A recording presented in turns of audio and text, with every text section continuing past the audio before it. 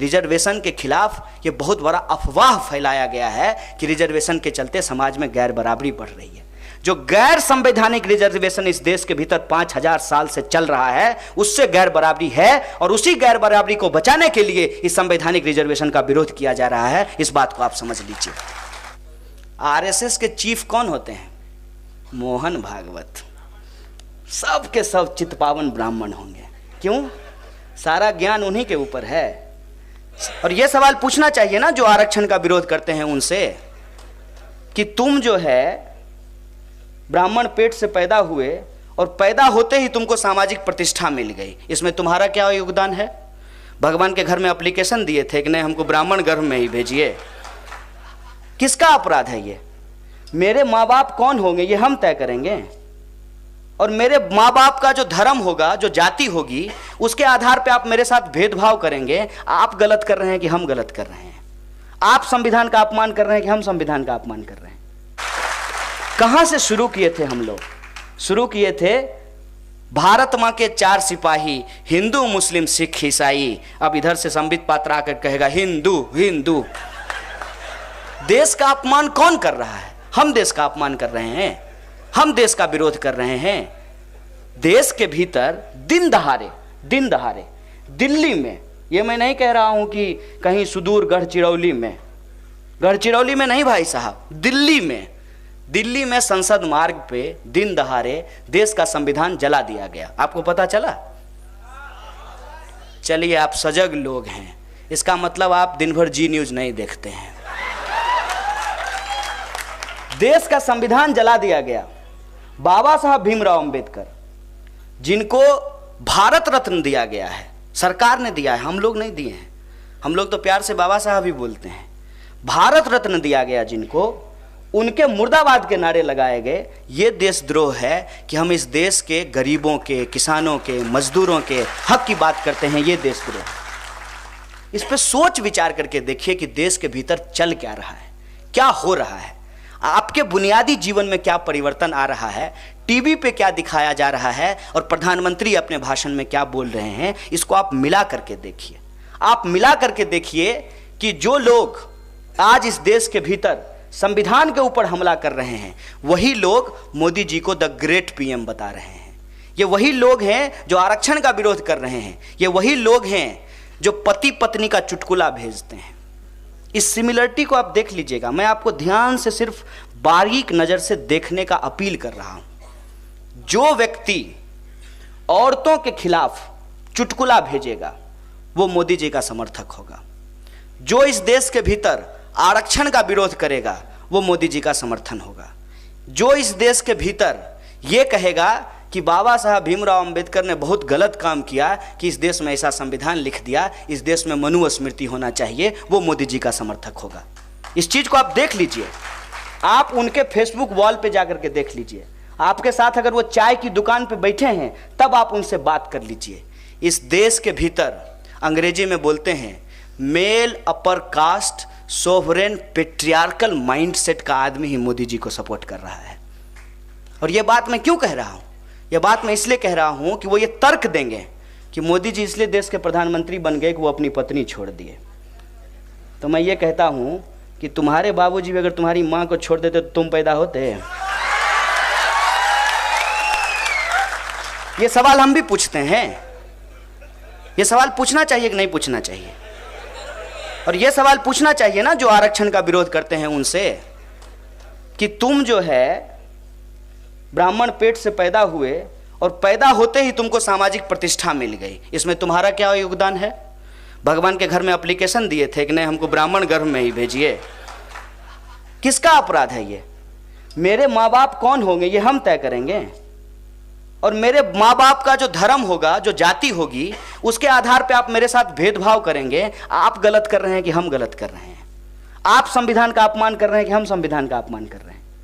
इस देश के भीतर ये व्यवस्था क्यों है?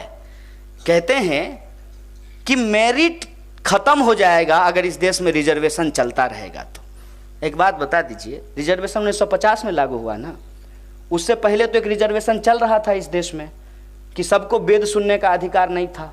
जो वेद सुनता उसके कान में शीशा पिघला करके डाल देते। पुजारी जी का बेटा ऑटोमेटिक पुजारी हो जाता था।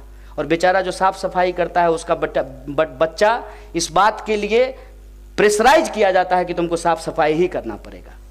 ये रिजर्वेशन देश में चल रहा था कि नहीं चल रहा था? और आपको अगर आज के रिजर्वेशन से दिक्कत है तो मैं साफ साफ कहता हूं कि मान लीजिए कमरे में 100 कुर्सी है, 2% ब्राह्मण है इस देश में, 2 कुर्सी उसके लिए रिजर्व कर दीजिए, बाकी 98% अपने आप फ्री हो जाएगा। हमारी बात को उलट करके बोलते हैं, हम उनकी बात को पलट करके पूछते हैं। तुम जो है इस देश को चाहते हो कि वो सर के बल खड़ा हो जाए, हम कहते हैं कि सर जो इस देश जो है हमेशा पैर के बल खड़ा रहेगा। ज़्यादा जरूरी क्या है? इस बिल्डिंग में आप बैठे हुए हैं, इसकी छत जो है ये इस पे जो है नींव टिका हुआ है कि नींव पे छत टिका हुआ है? नींव पे छत टिका हुआ है ना। पेड़ जो होता है वो जड़ की बदौलत टिका होता है ना, लेकिन सारी सुंदरता जो है वो तो फूल पत्तियों में ही दिखाई देती है, जड़ को तो कोई देखता ही नहीं है। लेकिन जड़ यदि कमजोर हो जाए, जड़ यदि सूख जाए तो उसमें सुंदर फूल खिलेंगे।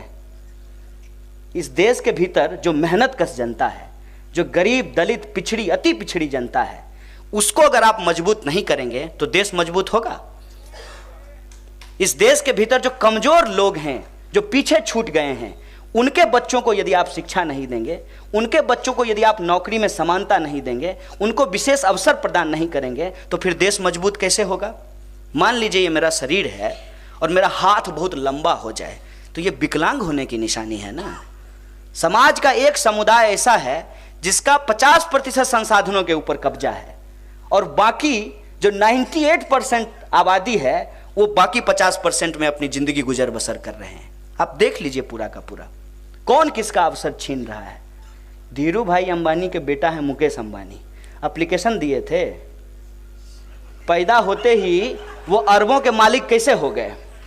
और उनकी ही कंपनी में उनके पिताजी के जो नौकरी कर रहा था, जो एक बहुत ईमानदार सीईओ था, उसका बच्चा आज भी उनकी नौकरी कर रहा है।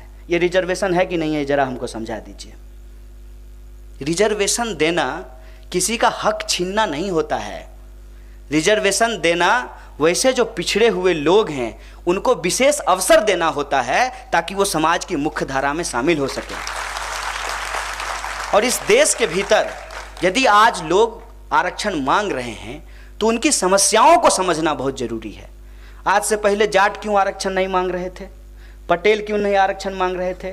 मराठा, धनगर और मुसलमान क्यों नहीं आरक्षण मांग रहे थे? इससे पहले तो नहीं मांग रहे थे, क्योंकि वो अपना जीवन गुजर बसर कर पा रहे थे। उनका जो पारंपरिक काम था इससे उनका जीवन चल जाता था। अब मान लीजिए कि मेरे पिताजी किसान हैं, उनके पास 1 एकड़ जमीन है, अब हम 4 भाई हैं, तो वो 1 एकड़ जमीन 4 टुकड़े में बटेगा ना। छोड़ दीजिए 4 कहेंगे तो कहेगा 4 बच्चा पैदा क्यों किए, 2 ही बच्चा है, 2 ही मान लेते हैं। वैसे भी तो मानने की ही बात है ना। भाजपा का सब नेता को 8 गो 9 गो 10 गो बच्चा है और तब कहता है कि मुसलमान के चलते इस देश की जनसंख्या बढ़ गई है। आप देख लीजिएगा, मैं ऐसे ही किसी के ऊपर व्यक्तिगत आरोप नहीं लगा रहा हूँ। 2 बच्चा हैं हम तो 2 हिस्से में बटेगा ना। तो मेरे पिताजी उस 1 एकड़ जमीन पे खेती करके हमारा भरण पोषण कर रहे थे, लेकिन आधा एकड़ जमीन पे हम अपने बच्चों का भरण पोषण नहीं कर सकते हैं। तो हमारे बच्चे जिनका अवसर आज छीना जा रहा है उनको विशेष अवसर देना चाहिए कि नहीं देना चाहिए, ये सवाल है। किसी का हक जो है मारने का सवाल नहीं है, जिसका हक नहीं मिल रहा है उसको हक देने का सवाल है। अब एक बात बताइए, मेरी माँ जब शादी करके आई तो उसको परिवार भी चलाना था, घर में खाना भी बनाना था और वो स्कूल भी जाती थी, तो उसके लिए ज़्यादा कठिन था ना। उस समय बाल विवाह होता था, उसमें मेरा दोष नहीं है, मेरे दादाजी का दोष है। मेरी माँ साड़ी पहन करके खाना बनाने के बाद स्कूल में पढ़ने के लिए जाती थी, तो वो खाना भी बनाती थी और स्कूल में पढ़ने के लिए भी जाती थी। वो ज़्यादा मेहनत कर रही थी ना। और तब जब मेरी माँ को नौकरी में विशेष अवसर दिया जाएगा, मेट्रो में उसके लिए एक बॉगी रिजर्व किया जाएगा, तब कहेगा कि ये महिलाओं को अधिकार देकर के पुरुषों के ऊपर अत्याचार किया जा रहा है। इस बुद्धि का कोई मतलब है? देश की यदि आधी आबादी पिछड़ी रह जाएगी, वो पढ़ेगी लिखेगी नहीं, तो देश मजबूत कैसे होगा? मान लीजिए 1 मिनट के लिए जाति छोड़ दीजिए, 1 मिनट के लिए लिंग से इसको समझने का प्रयास कीजिए कि बैलगाड़ी में 2 बैल होते हैं, ठीक है, दोनों अगर बराबर नहीं चलेंगे तो बैलगाड़ी चलेगी? आधी आबादी है औरत आपकी, अगर आप उसको पढ़ाएंगे लिखाएंगे नहीं, उसको विशेष अवसर नहीं देंगे, तो आपके विकास की जो गाड़ी है वो चलेगी। और आज औरतों ने ये साबित किया है कि जब उसको पढ़ने के लिए मिला, वो अंतरिक्ष में भी गई, आज फाइटर पायलट भी बन रही हैं, सेना में भी जाके नौकरी कर रही हैं, बच्चों को पढ़ा भी रही हैं और घर भी संभाल रही हैं। अवसर तो दे करके देखिए, तब हम अपनी मेरिट साबित करेंगे ना। आप अवसर देते ही नहीं और कहते हैं आपके पास मेरिट नहीं है। जो बच्चे पशुपालन कर रहे हैं, खेती कर रहे हैं, वो कॉलेज जा करके पास हो रहे हैं, अगर आप उनको एंट्री लेवल पे रिजर्वेशन दे देंगे तो वो ज़्यादा परफॉर्म कर सकते हैं। और हम एंट्री लेवल पे रिजर्वेशन की बात कर रहे हैं, एग्जिट लेवल पे किसी को रिजर्वेशन नहीं दिया जाता है। यह भी एक बहुत बड़ा भ्रम फैलाया गया है। एग्जिट लेवल क्या होता है कि मान लीजिए कि रिजर्वेशन के तहत ओबीसी को 27% सीट रिजर्व किया गया और उसका कट ऑफ जो है वो जनरल से कम होगा। यह भी सच्चाई नहीं है, यह भी जान लीजिए। बहुत सारे स्टेट में आज के समय में ओबीसी का कट ऑफ जो है वो जनरल से ज़्यादा होता है। मतलब 50% रिजर्व कैटेगरी में सीट डाल करके 50% सीट जो है, जो ओपन छोड़ा गया है, उसको 50% नॉन रिजर्व लोगों के लिए आप रिजर्व करके छोड़ दिए हैं। ऐसी व्यवस्था की जा रही है। ये सीधे सीधे संविधान के ऊपर हमला है। और रिजर्वेशन अगर सही तरीके से लागू होता, ये भी मैं सवाल उठा रहा हूँ, तो जितने भी विश्वविद्यालय हैं उसके जो रिक्त पद हैं, उस रिक्त पद को जाकर के देख लीजिए, वहाँ ओबीसी के सामने लिखा रहेगा NF, not for suitable. Dalit reservation देने के बावजूद दलितों के जो रिक्त पद हैं वो नहीं भरे जाते हैं, उसका बैकलॉग नहीं भरा जाता है। रिजर्वेशन के खिलाफ ये बहुत बड़ा अफवाह फैलाया गया है कि रिजर्वेशन के चलते समाज में गैर बराबरी बढ़ रही है। रिजर्वेशन के चलते गैर बराबरी नहीं बढ़ रही है। संविधान के द्वारा जो रिजर्वेशन दिया गया है वो समाज में गैर बराबरी को कम करने के लिए है। जो गैर संवैधानिक रिजर्वेशन इस देश के भीतर 5000 साल से चल रहा है, उससे गैर बराबरी है और उसी गैर बराबरी को बचाने के लिए इस संवैधानिक रिजर्वेशन का विरोध किया जा रहा है। इस बात को आप समझ लीजिए। महिलाओं को अवसर मिला, महिलाओं ने साबित किया। इस देश के दलितों, पिछड़ों, अति पिछड़ों को अवसर मिला, उसने साबित किया। मैं कहता हूं कि सबको अवसर मिलना चाहिए पढ़ने का, और जो पीछे छूटे हुए लोग हैं उनको विशेष अवसर मिलना चाहिए। और एंट्री लेवल पे देने की बात हो रही है, एग्जिट लेवल पे देने की बात नहीं हो रही है। अगर मेडिकल एग्जामिनेशन में मेरा एडमिशन रिजर्व कैटेगरी से हुआ है तो सिर्फ मेरा एडमिशन रिजर्व कैटेगरी से हुआ है। जब हम डॉक्टर बन करके निकलेंगे तो हमको भी वही एग्जाम पास करना पड़ेगा जो नॉन रिजर्व कैटेगरी का स्टूडेंट पास करके निकलता है। फिर यह अफवाह क्यों फैलाई जाती है कि रिजर्व कैटेगरी के जो डॉक्टर होते हैं वो सही से इलाज नहीं करते हैं? ये क्यों फैलाया जाता है? ये इसलिए फैलाया जाता है ताकि लोगों के मन में एक भ्रम पैदा हो जाए, और ये भ्रम जब समाज के भीतर बढ़ता चला जाएगा तब संविधान के ऊपर खुले तौर पे हमला किया जा सके और संविधान को समाप्त करके उसकी जगह पे मनुस्मृति को लागू किया जा सके। क्या है मनुस्मृति? बहुत कम लोगों को ये पता है कि मनुस्मृति में लिखा हुआ क्या है। मनुस्मृति ये है कि जो मुख से पैदा हुए हैं उनको ही सारा अधिकार रहेगा, बाकी लोगों को कोई अधिकार नहीं रहेगा। यह है मनुस्मृति। मनुस्मृति ये है कि औरत और शूद्र, उनको सिर्फ और सिर्फ सेवा का अधिकार है, उनका अपना कोई वजूद नहीं है, वो पैदा हुई हैं सिर्फ और सिर्फ सेवा करने के लिए। ये मनुस्मृति में लिखा हुआ है। और ये वही मनुस्मृति है जिससे प्रेरणा लेकर के हमारे प्रधानमंत्री कहते हैं कि कचरा साफ करने में आध्यात्मिक सुख होता है। तो आप प्रधानमंत्री क्यों बने हैं? आइए चलिए गटर में उतरते हैं, आध्यात्मिक सुख लेते हैं। ये बात क्यों बोला जाता है?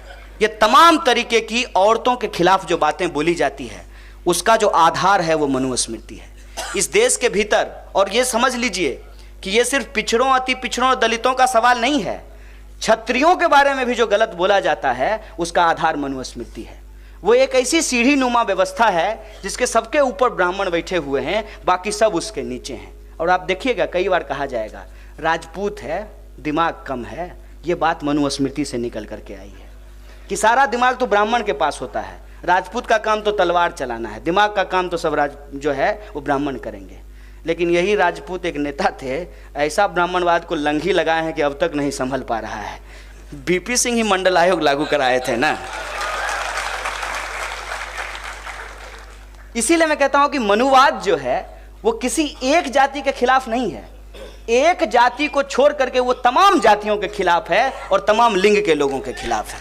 इस बात को हमको समझना चाहिए। और इसका एक उदाहरण मैं और आपको बता देता हूँ। आरएसएस के चीफ कौन होते हैं? मोहन भागवत। सब के सब चित्पावन ब्राह्मण होंगे। क्यों? सारा ज्ञान उन्हीं के ऊपर है। चीफ होंगे आप, और रोज सुबह सुबह हाफ पैंट पहन करके डंडा घुमाए हम। मंत्री बनाना होगा तो कांग्रेस से लोगों को ला करके मंत्री बना देंगे। मुझे तो जो साधारण संघी हैं उनके ऊपर दया आती है, और बड़ी दया आती है। बताइए कितना मेहनत किया, शरीर बनाया, झूठ बोला, झूठ फैलाया, अंग्रेजों की सेवा की, मोदी जी की सेवा कर रहा है, और मंत्री बनने का बारी आया तो कांग्रेसी सबको लाला करके मंत्री बनाया जा रहा है। रीता बहुगुणा जोशी कांग्रेस की नेता थी ना, मंत्री किसमें हैं? भाजपा की सरकार में। मुकुल राय कहाँ थे? तृणमूल में। नेता कहाँ बने हैं? भाजपा में। और नरेश अग्रवाल जब समाजवादी पार्टी में थे तो हिंदू विरोधी थे, भाजपा में शामिल होते ही हिंदू भक्त हो गए हैं। ये है हकीकत। इस हकीकत को हमको समझना चाहिए कि ये मनुवादी लोग हैं, सत्ता पे काबिज हो गए हैं, संविधान के खिलाफ हैं, इनको संविधान नहीं चाहिए। पहले भी उन्होंने ये संविधान का ये कह करके विरोध किया कि ये एक अछूत के द्वारा लिखा गया, इसको हम नहीं मानेंगे। पहले भी इन्होंने तिरंगा झंडा को झंडा मानने से इनकार किया। पहले भी ये देश के आज़ादी के आंदोलन में हिस्सा नहीं लिया, अंग्रेज़ों का साथ दिया। और आज जब सत्ता पे काबिज हो गए हैं, संविधान को धीरे धीरे धीरे धीरे कमज़ोर करके इस देश की जो लोकतांत्रिक प्रक्रिया है उसको समाप्त कर देना चाहते हैं। लोकशाही को ख़त्म करके तानाशाही हमारे समाज के भीतर स्थापित करना चाहते हैं। इसीलिए लोकतंत्र के भीतर भीड़ तंत्र को बढ़ावा दिया जा रहा है। ये कोई मामूली, तुमको हिंदू धर्म के बारे में पता ही नहीं है, तुमको भगवा रंग के बारे में पता ही नहीं है। ये भगवा रंग योगी आदित्यनाथ का रंग नहीं है, ये भगवा रंग संत तुकाराम का रंग है। ये बात तुमको याद कर लेना चाहिए। ये भगवा रंग इस देश के भीतर छत्रपति शिवाजी महाराज का रंग है। ये भगवा रंग साहू जी महाराज और संभाजी महाराज का रंग है। तुमको भगवा रंग का इतिहास नहीं पता है। तुमको यदि भगवा रंग का इतिहास पता होता तो तुमको ये मालूम होना चाहिए कि इस देश के लोग इतिहास बहुत बारीकी से पढ़ते हैं, और सही और गलत का नज़र उनके पास होता है, क्योंकि वो जानते हैं कि रावण भी भगवा वस्त्र धारण करके सीता जी का हरण करने के लिए आया था। ये इतिहास उनको पता है। तुम भगवा वस्त्र धारण करके और आज हम लोगों के सामने अपने आप को सबसे बड़ा हिंदू भक्त होने का जो दावा प्रस्तुत कर रहे हो, उसकी सच्चाई हमको मालूम है।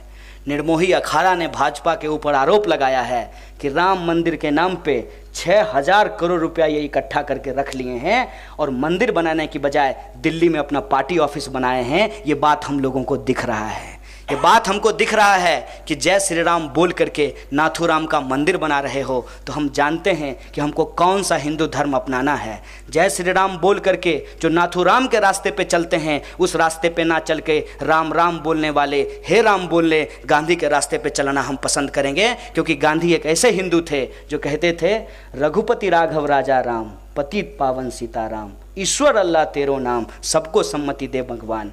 हमको यदि हिंदू बनना होगा तो हम बचाने वाला हिंदू बनेंगे, मारने वाला हिंदू नहीं बनेंगे। ये बात मैं आपको बता देना चाहता हूँ। और हिंदू धर्म के नाम पे तुम हमारे ऊपर जो मनुवाद थोपने की कोशिश कर रहे हो, ये सच्चाई भी हम जानते हैं। क्योंकि हिंदू धर्म के भीतर जो विविध परंपरा है, उस विविध परंपरा के बारे में हम जानते हैं। शैव संप्रदाय और वैष्णव संप्रदाय के बीच का जो विभेद है, जो शास्त्रार्थ है, उसकी सच्चाई हम जानते हैं। वैदिक संस्कृति और जो जातिवादी संस्कृति है, उसकी सच्चाई हमको पता है। इसीलिए हिंदू धर्म का नाम लेकर के तुम जो अपनी राजनीति की दुकान चला रहे हो, ये दुकान हम तुमको चलाने नहीं देंगे। क्योंकि ये देश जितना हिंदुओं का है उतना ही मुसलमानों का है, जितना सिखों का है उतना ही ईसाइयों का है, जितना ईसाइयों का है उतना ही बौद्धों का है, और उतना ही पारसियों और यहूदियों का है, उतना ही उन लोगों का भी है जो किसी भी धर्म को नहीं मानते हैं। उनके लिए मानवता सबसे बड़ा धर्म होता है। इसीलिए इस बात के नाम पे, धर्म के नाम पे जो तुम गोरख धंधा चला रहे हो, ये तुमको हम चलाने नहीं देंगे। और धर्म की चाहे तुम जितनी भी साजिश रच लो। धर्म की चाहे तुम जितनी भी खाई खोद लो, लेकिन उस खाई में गिरने की बजाय अगर हम संघर्ष करेंगे, रोड पे यदि शहीद होंगे तो इस बात के लिए शहीद होंगे, सबको शिक्षा सबको काम, वरना होगी नींद हराम। गरीब हो या किसान, उसको मिले मजदूरी और उसके फसल का दाम। हिंदू हो या मुसलमान, महिला हो या पुरुष, दलित हो या आदिवासी, सबको मिलना चाहिए आत्मसम्मान। इस मुद्दे पे हम संघर्ष करेंगे, क्योंकि ये बात हम जानते हैं, जब पूरे दिल से किसी आंदोलन को लड़ा जाता है, तो जब अंग्रेज को हराया जा सकता है, तो अंग्रेज के चेले चपाटों को भी हम हराएंगे और इस देश के भीतर संविधान को बचा करके एक समता मूलक समाज का निर्माण करेंगे। अन्ना भाऊ साठे के रास्ते पे चल करके, संत तुकाराम के विचारों को मानते हुए, बाबा साहब भीमराव अंबेडकर के रास्तों पे चल करके भगत सिंह के सपनों का भारत बनाएंगे। इन्हीं शब्दों के साथ आप तमाम लोगों को शुक्रिया अदा करते अपनी बात को खत्म करूंगा। शुक्रिया। इनकलाब जिंदाबाद, हमारी एकता जिंदाबाद।